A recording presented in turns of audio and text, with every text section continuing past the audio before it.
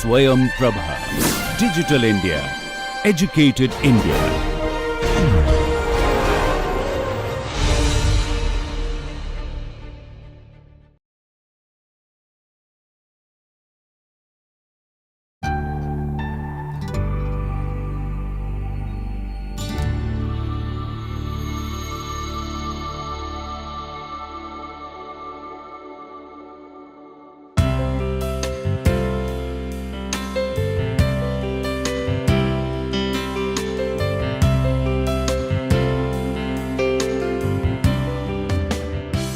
Welcome to the course Culturally Responsive Built Environments.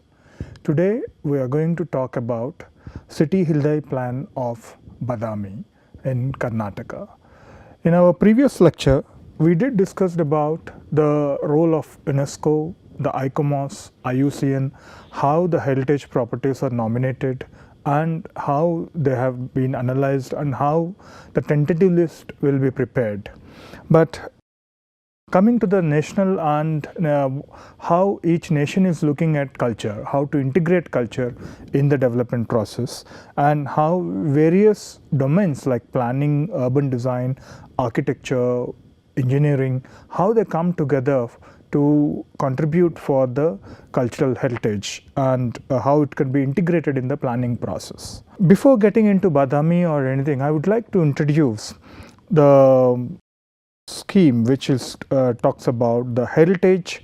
It is called HRIDAY scheme, the Heritage City Development and Augmentation Yojana, which is actually launched. The Ministry of Housing and Urban Affairs, Government of India have launched this particular National Heritage City Development and Augmentation Yojana, which is in short form we call it as a HRIDAY, on 21st January 2015. With a focus of holistic development of heritage cities. So the main aim of this scheme, which is to preserve and revitalize soul of the heritage city to reflect the city's unique character by encouraging aesthetically appealing, accessible, informative and secured environment. In fact, India is a country which is known for its rich cultural layers, and it dates back to much of the Paleolithic period till the recent Islamic and even the colonial influences.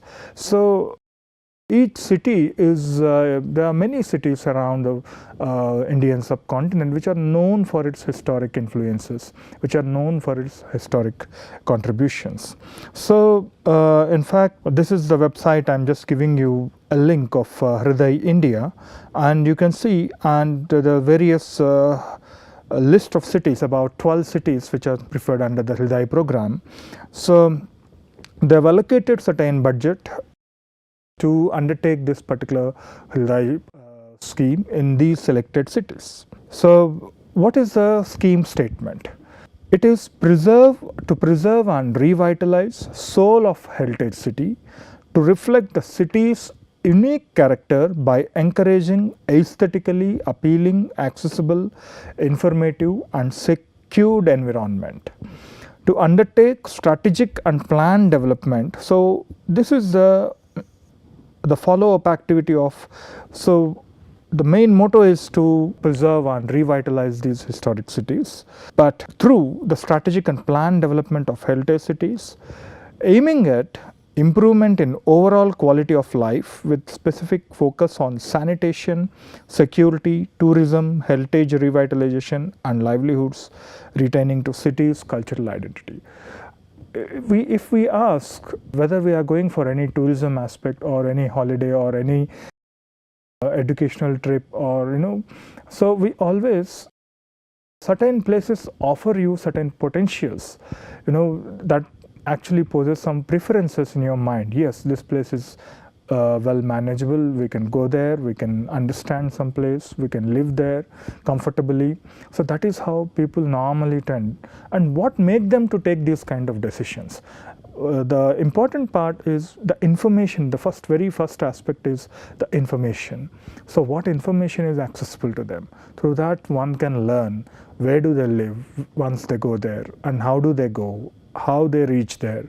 So even each and every transportable link is also a part of the process, how it can envisages certain decision making process and how it can attract the tourist, and as well as, and it is a two-way process. On one side, it is this particular place is offering, it is elevated with all its potentials, and it is taking a word back, whoever are coming to these places, it is telling about a particular story and a series of stories, and it could be a form of a myths, it could be form of a traditions, it could be more form of a intangible and tangible forms of the living. So how it has a transmission to the future generations. So I'll just briefly tell you about, or read out what are the main objectives of this HRIDAY scheme in order to preserve the character of the soul of heritage city, and how it could refer to an inclusive heritage linked urban development. So number one, the planning, development and implementation of heritage sensitive infrastructure. Service delivery and infrastructure provision in historic city cores, because many of the historic city cores, so one of the common issues will be the water supply, sanitation, and even to accommodate anything else, especially parking. So there's all the service provisions, how it fails, and then how it deteriorates the conditions. Preserve and revitalize heritage wherein tourists can connect directly with city's unique character. Develop and document a heritage asset inventory of cities, including natural, cultural, living and built heritage, as a basis of urban planning, growth and service provision. See, in all these things, it is not just only talking from a culture point of it. It is about talking about the operations and the maintenance part of it. That is where the service provision is very much linked, and the delivery part of it. So the implementation and enhancement of basic services delivery with a focus on sanitation services, public convenience, toilets, water taps, street lights, with use of latest technologies in improving tourist facilities and amenities. When I used to live in abroad for a long time, so wherever the places we've been there, we never felt something about many of the places, we never felt an insecure position, especially when we traveled with family and with kids. So how does they achieve this particular sense of security? Because sense of some kind of liability, because I know the clear information is available for me, how I can procure an accommodation for that time period, and what are the routes which I should travel to get an idea of that place. So everything is available, and what I should do and what I should not do, and so all these things are laid out, and also the clean and hygienic atmospheres. So in many of the countries in Asian and some of the African places also, so this lack of certain importance on the significance of these cultural assets among the civic, and how they take this as a responsibility to maintain and to offer as a kind of cultural economies, because these are the places as a cultural economies. So it is not just only the cultural asset which has to provide, it is the whole community, it is it is a civic understanding towards that asset and how they facilitate it. So local capacity enhancement for inclusive heritage based industry, and creative effective linkages between tourism and cultural facilities, also the conservation of natural and built heritage. So here please understand that the tourist potential, the religious potential and the cultural facilities, they have a thin margins. Like if you go there, sometimes they overlap, but sometimes they also have impact on one over the other. Like for example, in Srirangam case, we can see that they did had an impact, how the religious tourism has in time have taken more into the tourist based economies. Urban heritage, adaptive rehabilitation, maintenance, including appropriate technologies for historic buildings. So how we can retrofit those. This is where the conservation becomes a larger umbrella. establish and manage effective public-private partnerships. So it is not only the government who talks about how the private and public can come together for adaptive urban rehabilitation.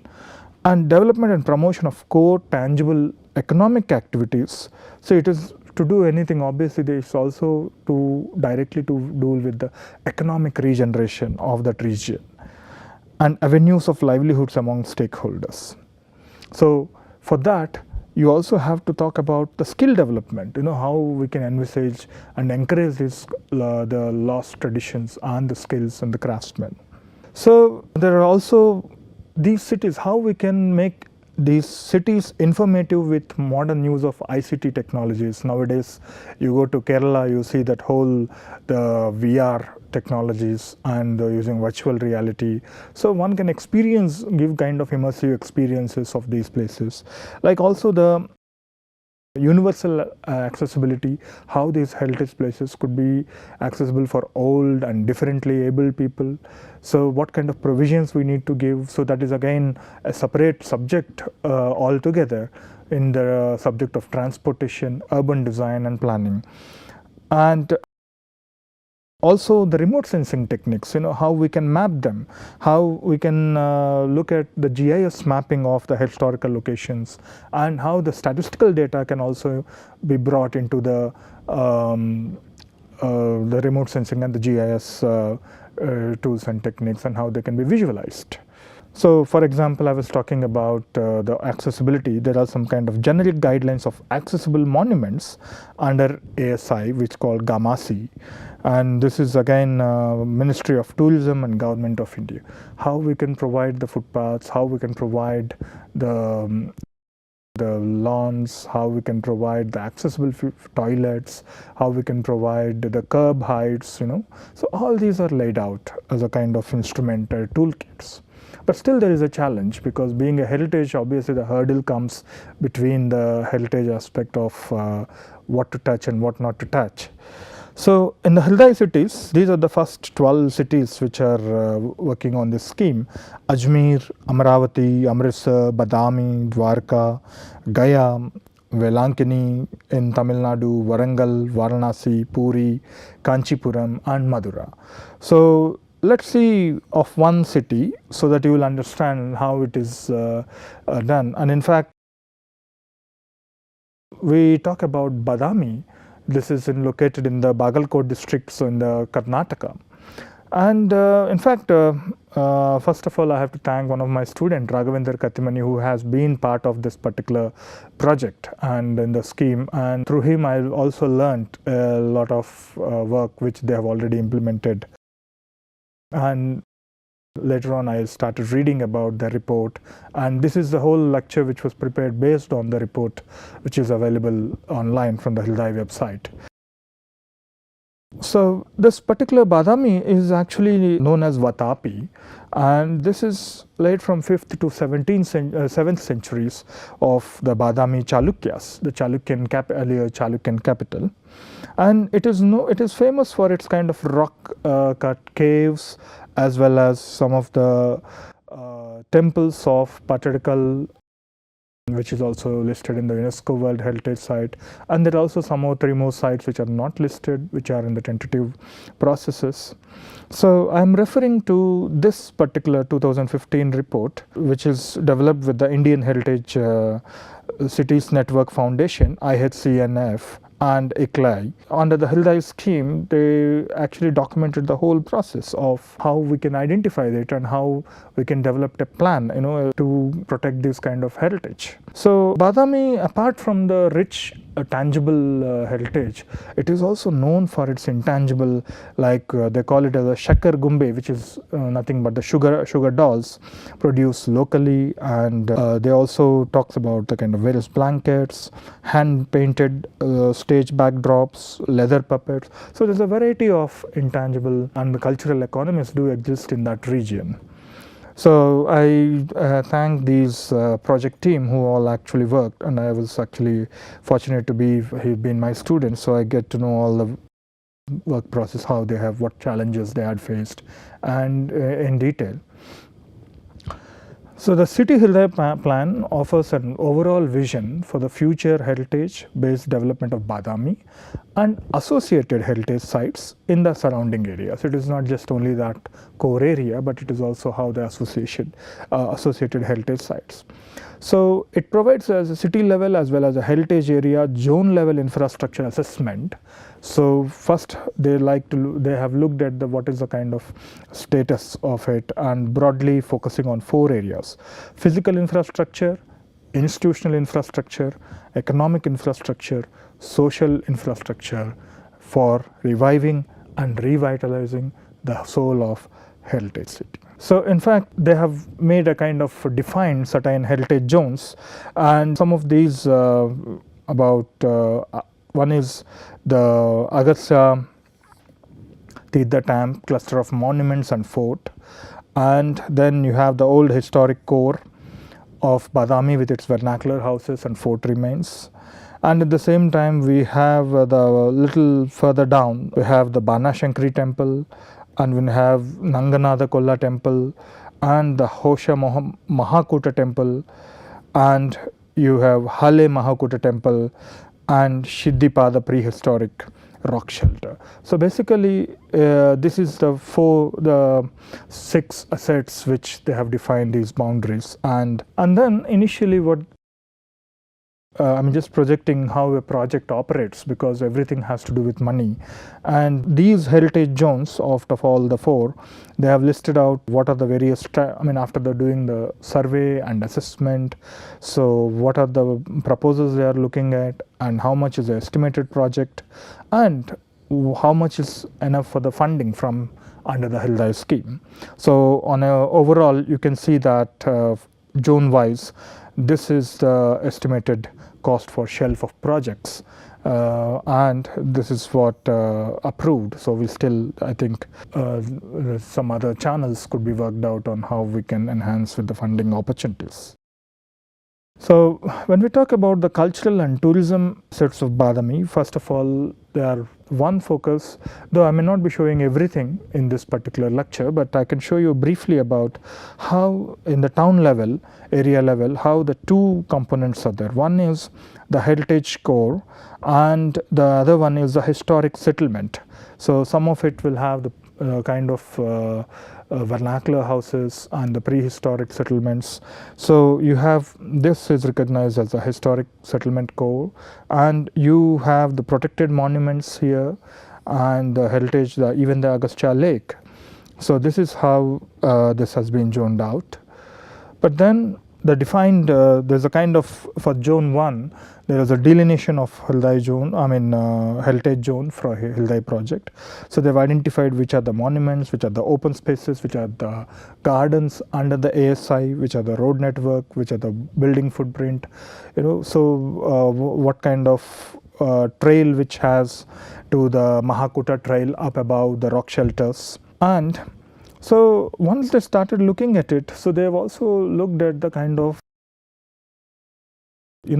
what are the difficulties, what are the crucial issues that these particular zones do have, which we call also the existing vulnerable conditions. In fact, one of these, most of the listed assets around the Agastya Tirtha tank have to be approached through a narrow and congestible streets and lanes of the settlement. So basically we have a very narrow lanes and they have to be approached through the settlement. And the potential open spaces are neglected or being used for open defecation. You can see that, how people are misusing those because they're not appropriate maintenance activities, not proper care has been taken, and no proper access to the lake through the bund for the tourists. So even to the lake, there's no proper access defined. So no proper outlet for the lake, which results in flooding during the rains. So the whole area, how during the flood seasons, how an outlet has to be provided. Similarly, there are issues like open defecation, sanitation issues, and though Badami is an attraction for this kind of caves, the other listed assets in the north and south are not visited. So there is a lack of probably information, or it could be a lack of visibility, so less number of people do visit with the other sites. The ecological area behind the caves or below the southern are not identified and recognized for the natural significance and falls outside the area of special control or its regulations. So that is where the difference between the heritage and the houses abutting the bund of Agastya Tirtha. So how there's a variety of issues, the connectivity issues, the water supply and sanitation issues, the passage issues, the open defecations issues. So there's and all these issues are, in fact, there are 23 wards. The Badami council has been divided in 23 wards. Out of which 3 of the wards are in the heritage zone. In fact, they did the procedure. They looked at what are the public toilets and the service infrastructure, the drains, parking, seating, electrical lighting, signage, solid waste. So then the needed improvements, and whereas available, not available, this is how they looked at. And apart from that, they looked at the score analysis, which talks about the strength, challenges, opportunities, and risks. So in fact, what are the strengths? A strong natural setting, and the visual identity and the natural heritage of this place includes the nearby hills, flora and fauna. So like that, there's the monuments and how they are overlapping layers from Chalukyan time to the Vijayanagara time. So there's a lot of challenges. In fact, poor access issues, lack of tourism infrastructure, even a proper toilet or a cafeteria or a parking area. So like that, there are a series of, and the banks and ghats of Agastya Tirtha tank extensively used and frequented by the locals for washing and collecting water for household and polluting the water. So if you look at the quality of water, the issue is not only here, it goes back to the nearby villages. So that is how they started analyzing. And what are the various opportunities, how these existing walk trails to the Mahakuta and Shidripada can actually develop some kind of heritage treks or any other routes. How there are some potentials how we can improve, and at the same time there are also some risks. There's no absence of heritage regulations and how they are implemented, and there is no proper control of commercialization process due to enhanced tourism activities leading to demolition of vernacular housing stock.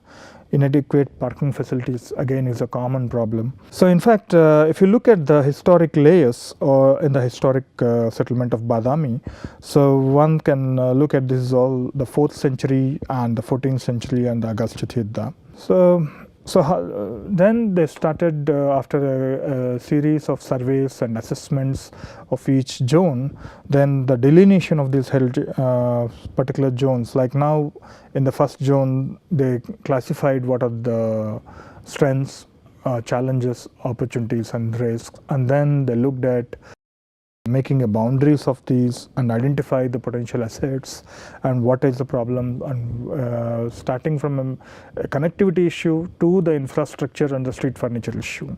And this is how the second zone will talk about the historic settlement zone, and here also how the mapping of the same infrastructure gap analysis has been done, and how these the similar issues are there about the sanitation issues, the service issues, solid waste management is also an issue, and how the poor maintenance of these open space networks. So all these, even the boundaries, boundaries of the heritage areas, how they are not properly maintained and how they are creating an unhygienic environments. So after this whole survey, in fact, I'm just showing you just the 2 heritage zones. If you look at it, a proper analysis, what happens here may not reason just what is happening there. It could be from somewhere else, where this particular lake, when they talked about the water quality of the Agastya Tirtha tank, because no one bothered about what kind of quality, what kind of flora, what kind of fauna, and what kind of activities do take place. So but if you look at the nearby villages of which are actually indirectly causing degradation of this water because they are using it for various purposes.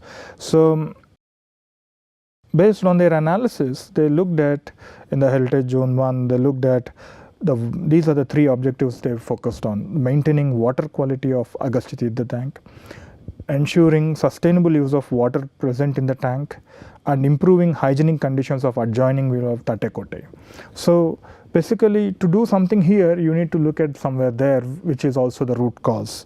So that is where they try to analyze the kind of the water patterns, the drainage patterns, and then how we can establish, we can propose surface drainage channels, and as well as some of the wash pens areas, how we can propose these wash pens.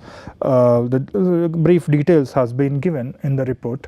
So in that way, certain different how they can reroute the water channels and how they can use it for the irrigation purposes in the ASI gardens, reuse it. So in that way, this whole what is the capacity of the waters to be needed for them, and what goes in the wastage, and how they can be recycled. So all this is where the irrigation experts also have their feedback is also very much important. What is needed for when and how much. So apart from that, they also have proposed further developments of, for instance, there is along the ghats there are some existing old houses here, and this has also become a kind of a barrier in some aspects how we can promote tourism for it. So in that way, they also proposed this area of the proposed cultural park, and the whole ghat setting is here, and an ASI site museum, and they also proposed archaeological park. So this is how proposals were made. In fact, some of the detailed proposals which they talked about, because there were about 68 houses encroaching the tank bund. So they tried to relocate, they are proposing to relocate these houses, and out of which they qualify, some of the 4 houses were qualified for adaptive reuse. So that is one level. And the second one is the protection and the restoration of stabilization of fort wall remains, bastions and existing walkways along the bund. So how they can provide a continuity in the walkways.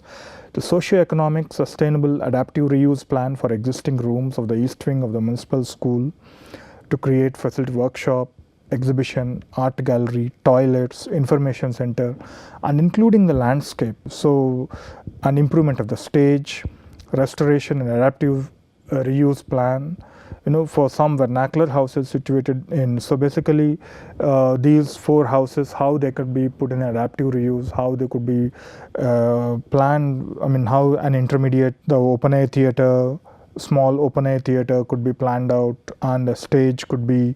So here, if you look at there's a Elama temple complex on this. So each and every detail has been looked at it, and it has been assessed, and they were suggesting to how we can improve this place. So in that way, it can integrate it within that setting. And apart from that small bit of it, there is also, if you are looking much beyond the city, so they also looked at what are the priority streets for facade, because based on the way the vehicular traffic comes and how they are traveling within the city, so that how that city also should give a proper feeling to, and it should also mention a unique character of that particular historic reflections, the cultural heritage. So in that way, they looked at the priorities of the streets and how their facades could be improved. And if you look at what kind of buildings, if you see which of the buildings could be selected for the restoration part, and which of routes we can enhance so that it can attract the tourists, it can give a good appeal for the people who are visiting the city, not just only the monuments or the caves.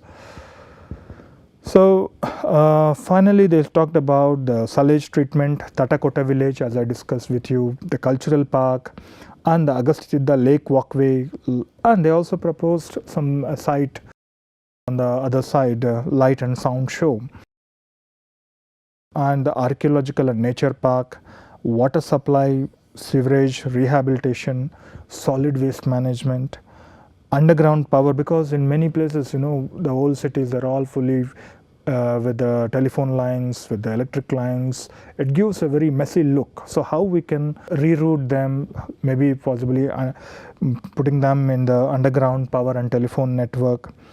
And also the parking and road signages, where to park, how to go. So the signages itself is a big issue when you go to these kind of small cities. And how the facades of the streets has to be developed. So including the landscaping. So like that, there's a list of things. And they also looked at, as I discussed with you, the budget required and what they have. And so following they come up with a kind of toolkits, urban guideline toolkits. So how it can actually delineate the heritage areas between. So earlier there were only the pockets of these buildings, but now if you look at the proper assessment, they improved as per their monuments, the existing monuments, and the kind of buffer zones. Like for example, for protected monuments, 100 meters no construction and prohibited area, and further 200 meters a regulated area. Whereas unprotected monuments, 100 meters can become no construction and prohibited area. For any renovation, municipal approval need to be provided. So like that, they have been referred with some kind of buffer zones and the setbacks and no construction zones. And the heritage structures, so obviously when we talk about this will have the regulation of buffer, no construction zone and setback. So similarly, because once the zone is identified, automatically these rules will come upon. And also the conservation of visibility of important structures. So tomorrow if you are constructing a tall building, obviously if it is obstructing the visual aspect of that particular heritage assets, so obviously the municipality has every power to deny it. And so in that way, these no construction of any kind of structure above 5 meters, including mobile towers, water tanks, antennas, stairwells. So it also talks about the height restrictions, the control regulations. And the zone 1 and 2 will only have single story buildings. So they identified the roads for pedestrian activity, and only single story buildings will be allowed facing the street without any exception. So like that, they have put some kind of guidelines, and also the building guidelines toolkit, which talks about the building height, the fronts and backs, how they have to be aligned, and how their ridge, how their roof springing line, how the veranda levels, how the window sill levels, they should having a continuing format so that they represent a unique character. So in fact, for a good example, how the fascia soffits also should have a series of continuity. I mean, this goes back to the urban design aspects into it, urban design and the architectural controls. And similarly, the color palettes, what colors we should use and what material we should use so that it reflects the harmony in that setting.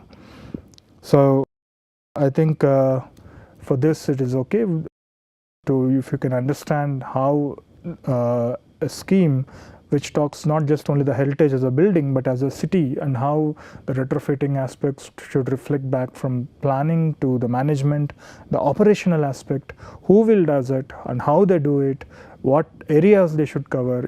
All this is a kind of comprehensive planning approach. Thank you very much.